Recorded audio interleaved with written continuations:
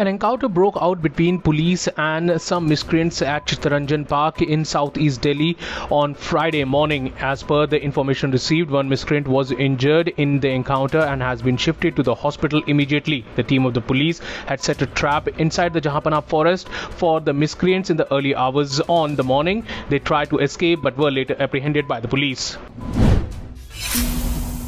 The Delhi government has said that the coal in 2 of the 5 stations it sources power from would only have about 1 to 2 days and requested the central government to provide them with enough stock. The government's appeal to the centre comes on a day when the capital's power demand has crossed 6,000 megawatt per day mark for the first time in the month of April. Delhi is experiencing abnormal high temperature in April this year, and the power demand of the city has increased by 34% since the beginning of the month.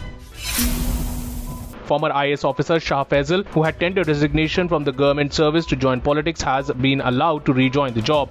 Faisal, who was the first UPSC topper from Jammu and Kashmir, had resigned in 2018 citing personal reasons, but later formed his own political party and was planning to contest elections. Faisal has now been allowed to join the government service, and his name figures at the serial number 35 on the list of IAS officers in Jammu and Kashmir.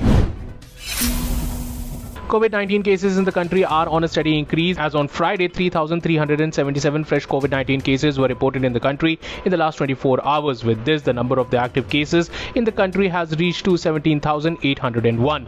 Meanwhile, 2,496 people recovered from the virus, taking the total number of recoveries in the country to 4,25,30,622. Meanwhile, Delhi's fresh COVID-19 cases rose by nearly 9% in the last 24 hours as the city recorded 1,490 infections on Tuesday and 2 deaths. The positivity rate in the city stood at 4.62%.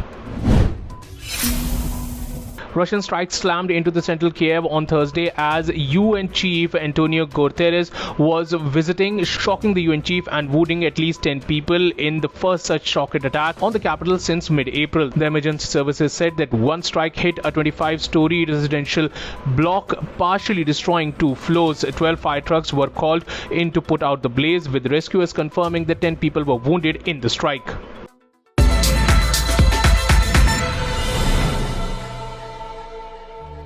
Subscribe to Oneindia channel and never miss an update.